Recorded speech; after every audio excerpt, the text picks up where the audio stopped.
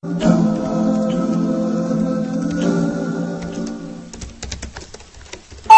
we've got another email coming in. You're watching the mailbox.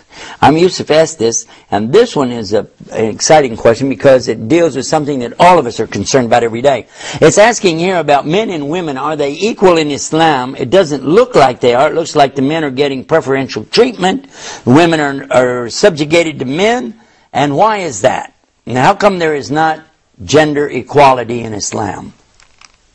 I recall a doctor who asked me the same question in India, and we talked about this. I said, "You're a doctor." He said, "Yes." And I said, "Well, you don't know the difference between men and women?" He started laughing. He said, "Of course I do." Well, anybody that knows biology, even the first year, knows there's a big difference between men and women. But Islam is not talking just about equality. It's talking about equity. Because Islam is really all about rights. Rights and limitations. Rights and limitations. The rights of women and the rights of men are different because they're different. They're created different by Allah. And who is better to know and understand what the human beings need than the one who created them in the first place? And it is Allah who has provided these instructions so that everybody will get their proper rights. Not equal rights, but equity rights. I'll give you an example of this.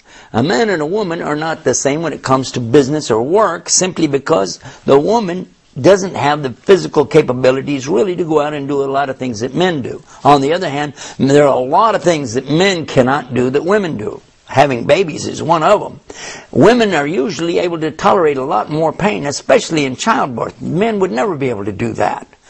Also, men and women are different in their emotional makeup, their thinking, and the way they approach ideas. Doesn't mean one's wrong or one's right, but there is a difference, and Allah has provided for all of this in Islam. Example, let's consider when a person enters Islam, all of us, the same, have to do the Shahada and bear witness there's only one God to worship.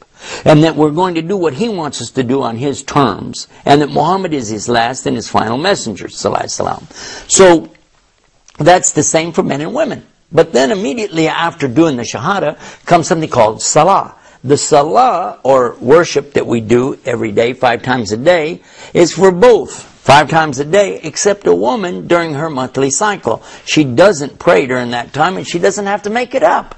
Why? Because Allah knows what He created. He doesn't want her doing that then. She can just remember Allah. She can pray in her heart and things like this, but she doesn't have to get involved in these ritualistic movements and so on. The same is true for Ramadan. Both are required to fast the daylight hours, but the man fasts every single day. The woman does not fast the days of her menstrual cycle.